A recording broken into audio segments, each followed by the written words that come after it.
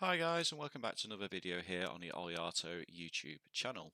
Today we're continuing our series where we break down player positions in Football Manager and what to look for in player positions, what skills, attributes you want, which ones aren't so important, and how to arrange your tactics around it. Now, like most of the Football Manager content on this channel, it is largely based around non-league, lower league football, but obviously, a lot of these principles can be applied to teams further up the footballing pyramid. So today we're going to go into our Twitch save, which is here in San Marino. Now, this is an amateur club, so a lot of the players are National League, North, South kind of level, maybe a bit further down than that. Just to give you an idea, we're not paying these players any money at the moment, but obviously in the save, the idea is to build a country, build a nation, and hopefully we'll go semi-pro quite soon. Now, if you want to see this save progress, you can find us on Twitch, which is twitch.tv/Oliato. But anyway, into today's topic, we're going to cover fullbacks. So on our tactic, now obviously this depends on your tactic having fullbacks, but we're going to say back four to start us off and what to look for. Now, when you're in lower league, most of the players you kind of want to have really strong strengths and just play your tactics to make the most of that and then just deal with the weaknesses because no player is going to be perfect at this level by any stretch of the imagination.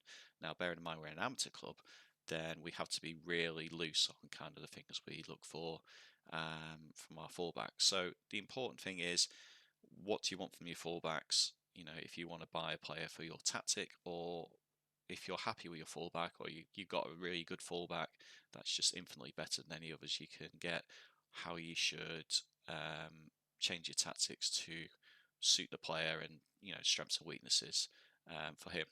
So this is our starting fullback here. Now, as you can see, he's got some good skills, nothing crazy, but quite importantly, nothing critically awful. Now, with your fullbacks, they do a lot of things in football. They defend. They obviously have to win headers. They have to mark. They tackle. They have to be able to play the ball out. They have to be reasonably quick because most players that they're going to come up against are on the wing.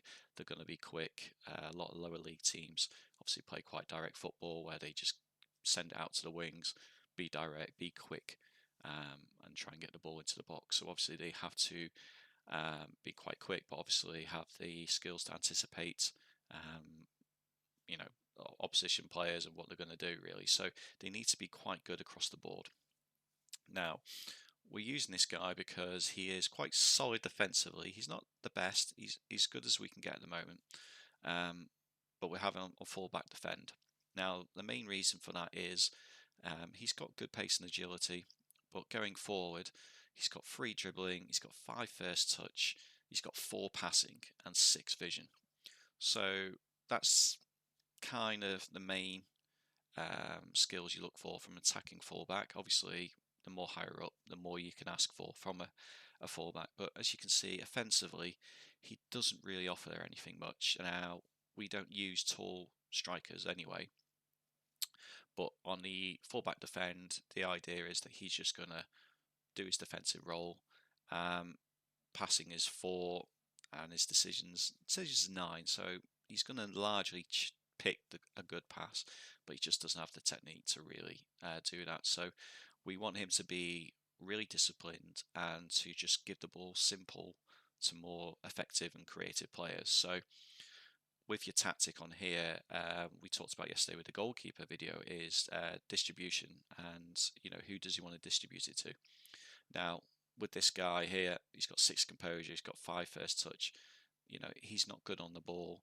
So if you're playing the ball to him and the opposition are pressing you, he's going to give the ball away very cheaply, more often than not. So we're not doing that on our tactic. We are distributing it to other players. However, he is pretty good across the board. Now, obviously, you can note he's quite tall in the air. He's not particularly strong, though, but his jumping reach is okay. So what we're doing with this guy is most of the time we're going to ask him to close down opposition players and to mark them tightly, but also to send them onto the outside and we're going to ask him not to go up the pitch. So we have him on the fullback defend, which is his natural best role, as you can see here. Obviously, so for dribbling, if you want to go and play instructions, if you want to be really particular, obviously you'd say don't run with the ball. With the passing, I would say personally, with the crap vision and with the strikers we got, we just want to play it short and we want to play no risks, basically. Now, I don't like putting too many instructions on players at this level, but obviously it's something you can try. I don't think it's anything critical either way. It depends how you want to approach your tactic. But I would say, you would play a guy like this a few times, see how he plays. As you can see, he's got 91% passing. So he's naturally doing very good decisions on the ball and not giving up too much. He's got a good tackling win percentage as well. So the instructions that we haven't put the instructions on. As you can see, he's doing a pretty solid job. He's got good average rating. He's actually got 5 assists. Now I believe that's from the crossing, which we're not encouraging too much. But with our strikers, we have worked the ball into the box anyway on our team instructions. But there will be times he is going to just put the ball into the box because he's holding the ball out wide from a deep position. Maybe the pass isn't on, and he's going to make the cross into the box. Now, obviously, if you've got a tall striker, this is a great role for this because they basically get the ball into the box earlier with the correct instructions because of his dribbling. I know he's got pace, but he hasn't got great dribbling, and his work rate isn't fantastic. So I'd say you probably wouldn't want to have him as a wing back, sort of bombing around the outside here and crossing from here. You may as well get him to cross the ball from here or even here, which is what he's doing on the fullback defend. Now, the other thing to do on the coach report is to have a quick look and just see what pros and cons they have. Now, this isn't obviously be all end all.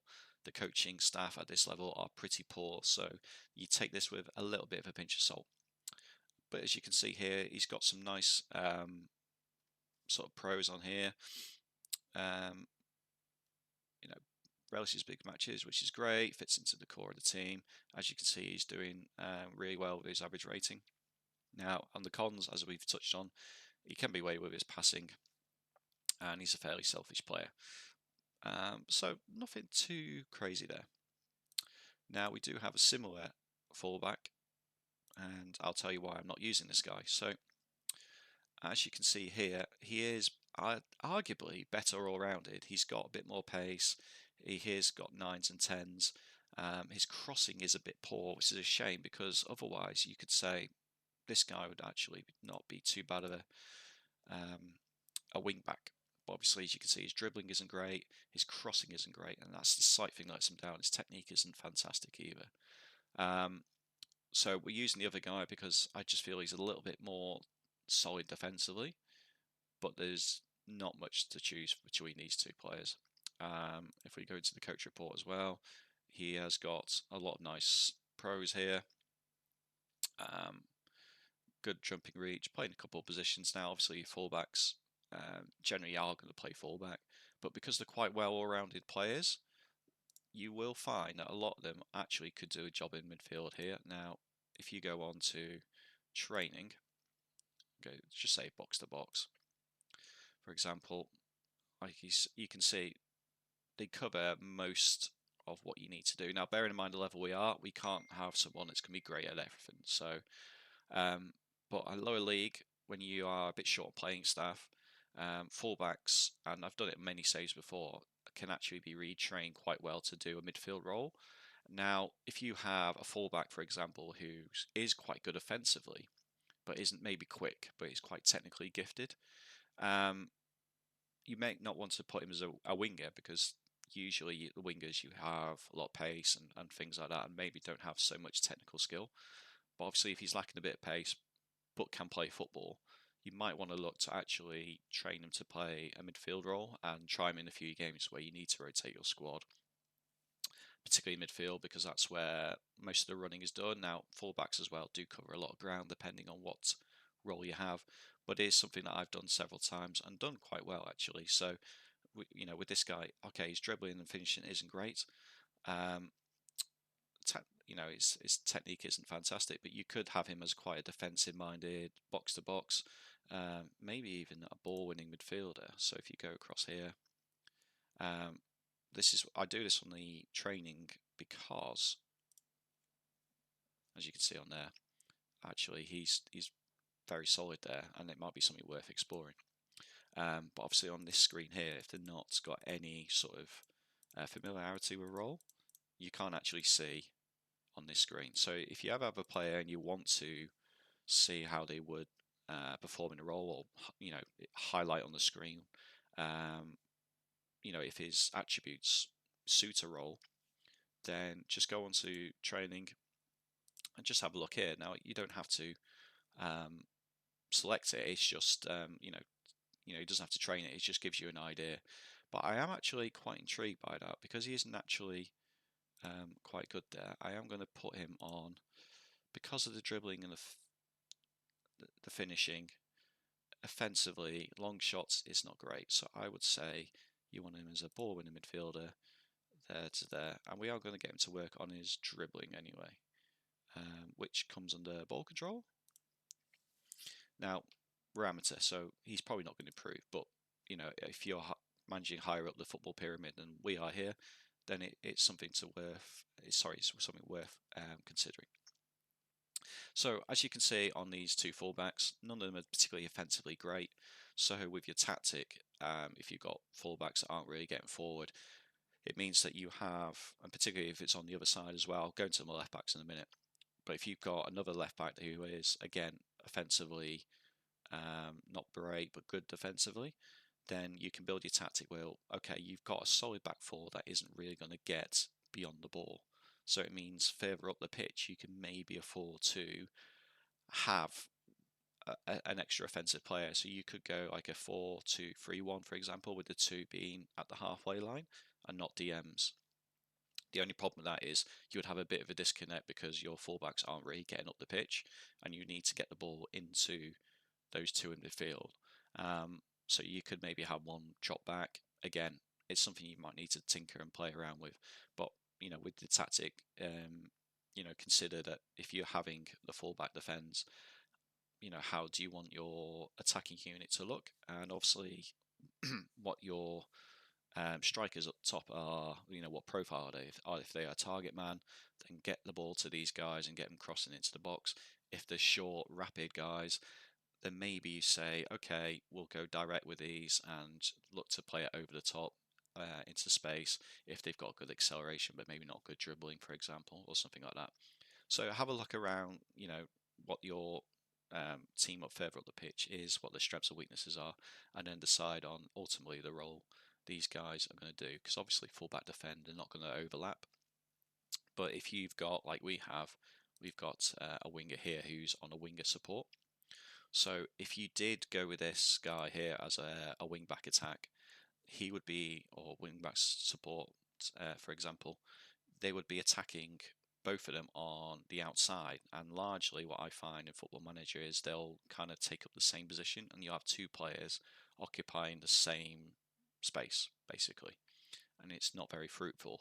Now, if you have a really good left-footed player that plays on the right and that's his strongest position, for example, then it might be worth looking to have this guy as an overlap, or maybe recruit a slightly different defender who is a bit more attacking minded, because obviously if the inverted winger, inverted forward, is cutting inside, it means that it can open up the space for an overlapping fullback. But obviously if you've got a really good winger who's right footed on the right side, then having a wing back occupy the same space isn't very efficient.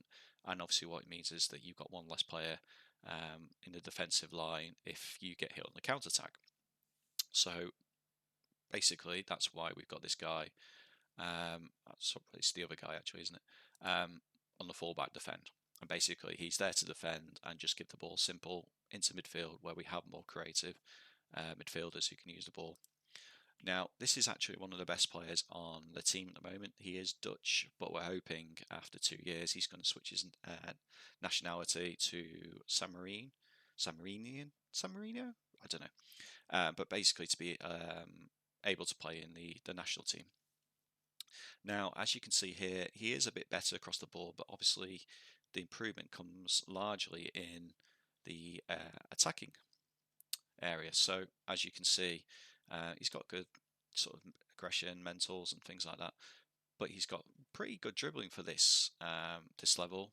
He's pretty quick. He's got a bit more durability and stamina and work rate, so he can get up and down the pitch. He's got decent first touch. He can actually dribble with the ball as well. So fullback defend isn't really using his full potential. So we actually have this guy on fullback attack. Um, Basically, his role is to get up the pitch. Now, on the left side, we also have a left winger who's left-footed.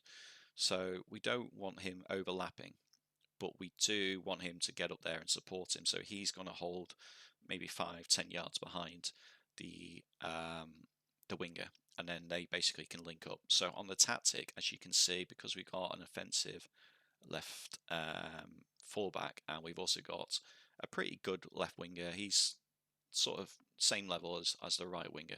So on our tactic, we've got exploit the left flank because you've got the attacking winger, but you've also got the offensive fullback.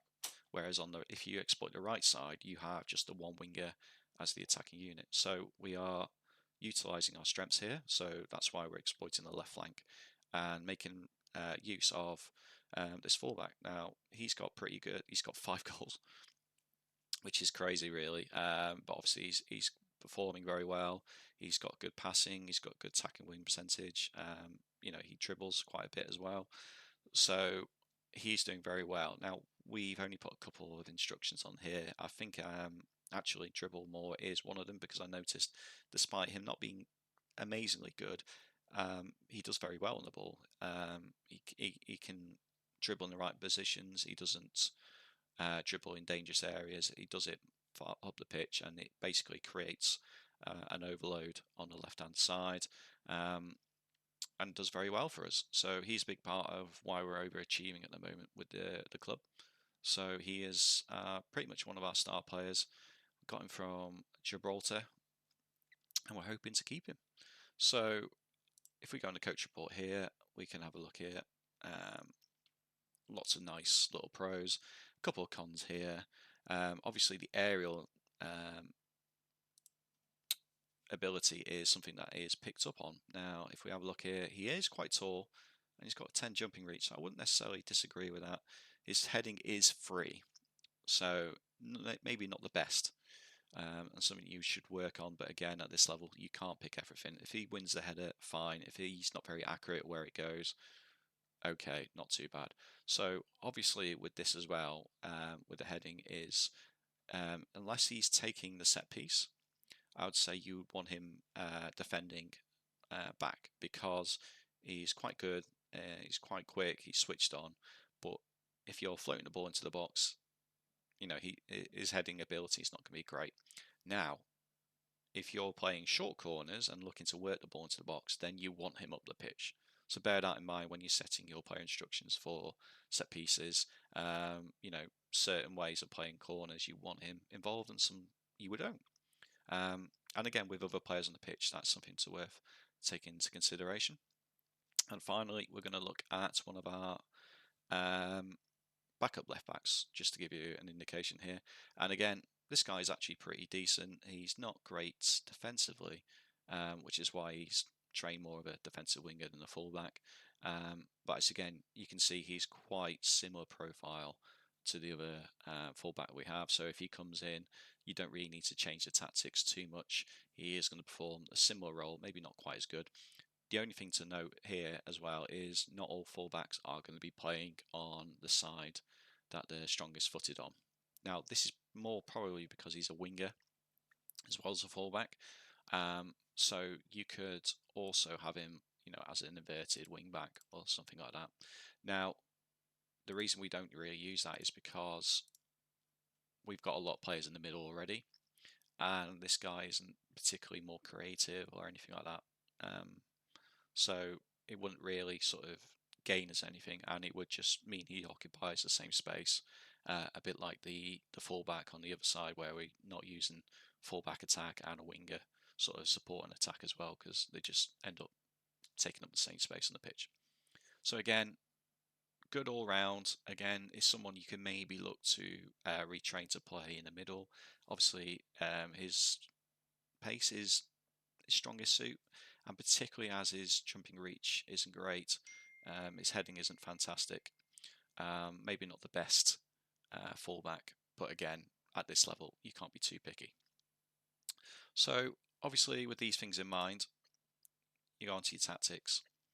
Now, some of these things I haven't implemented, but there's certainly things that you could implement. So with the fullbacks as well, you could say you want to play out, and you can specify where you want to go. Now, unfortunately, on Football Manager, you can't say to distribute to a certain fullback. So we've left this off and letting the keeper decide. As you can see, we haven't got too many things ticked on here because the few things we have got ticked on are very essential, and it means they're a bit more proficient, really. If you've got everything ticked, it's kind of harder to break down what exactly is causing the issue. And if you give players at this level tons and tons of instructions, they kind of don't have the gaming intelligence to kind of carry them all out. Particularly as you're an amateur team, you're only training like twice a week, so it's best just to kind of keep it simple, but just keep it efficient. So obviously, with your fullbacks, there is the distribution types here. Now, if they're very quick and very good with running with the ball, you might want to go distribute quickly, roll it out, get it to him, and let him get up the pitch. Obviously, our fullbacks, the right back is basically just very, very poor on the ball, so we don't want to tick this, because if he plays to the left back, it's great because he is really good. He is going to get the ball at the pitch. However, if he gives it to the right back, then you're going to cause yourself issues because he's not particularly great on the ball. And our centre backs, which we'll cover in another video, again, aren't fantastic on the ball. So there's no need to specify because we haven't got particular strength or weakness in that area. The other thing for fullbacks as well is you can obviously overlap here. So because we've got the two wingers, it doesn't really come into play here. But obviously, if you had these swapped over and inverted, you could have attacking fullbacks and say. So we could potentially recruit a winger on the left-hand side, particularly as he isn't amazing, but he is 16. And bearing in mind, we're building San Marino as a national team as well as a club side. So we want to develop the youth players. So we are persisting with playing him, and he's actually been very good. But on a normal save, you'd say, okay, to make the most of this left back, I would say you probably want to get someone to play on the left-hand side who's going to cut inside, or use a formation that doesn't necessarily have a left-sided winger, but lets him bomb forward. Now, bearing in mind we've got a defensive one here, these will make a back three most of the time when your ball's in possession, so it's a nice balance. Now we have got focus play on the right. It's, you would say that's probably the better way to play, but sometimes this guy actually does quite well, so we don't want to exclude him from the play here. The other thing as well is hit early crosses. Now this is something you can also do on player instructions, and I would highly recommend doing it on personalized. And you can go on here, and as you can see, you can cross them deep, target forward, or you can say far post if you haven't got a particularly tall centre forward, or if you've got a rare sort of tall winger, that's something worth ticking on. But again, we leave that off at the moment. It's working very well, but it's something we might tinker with in the future. So there is that, and then the other thing is basically the pressing trap. Now this is going to be something that's utilised mostly by your fullbacks. So if you want to trap him inside, send the opposition inside onto the middle of the pitch, maybe where you've got a lot of players, positions. So say if you had these two as a DM, that would be quite a good little tactic to use because you're congesting the play in the pitch, particularly if you're an underdog team. I think it's quite a good way to play if you've got a formation set up that way. Now, if you don't, then obviously, and what I do most of the time is I actually chat my players outside. Now, I look at the opposition. There is a video on opposition instructions on the channel to show you why I sort of tinker and change that. So we don't have it selected here because I look and see what the opposition are doing and what their strengths and weaknesses are, and then deciding if I want to send them inside or send them outside. Now, for our particular strengths and weaknesses, we are very good aerially. Our main keeper is out, unfortunately, who's very good in the air, very tall, very commanding, and our centre back's also pretty good and tall and quite slow. So we have a fairly low block. So we're happy to defend the early crosses and stuff, but it doesn't necessarily mean we always do that. It's just, if they're a very average playing team, nothing standing out, that's how we would play to our strengths. But we do look at the opposition and see what they're offering and basically tweak the tactics to suit. So if you ever need to do that and you don't want to change your tactics, don't forget there is, and I can't see it on here because I'm in the wrong bit, but basically when you go to your tactics, you'll have an option to just do next match only. So if you tick that before you make the changes, then when the next match comes along, it'll revert back to, the default. So like this, if you load this up into the next game, then I want to make some changes to facilitate that opposition. I would tick next option, next match only, then make the changes. Because what happens, the match will play out, and then when you come to the next one, it'll be straight back to this without the changes you made in the last game.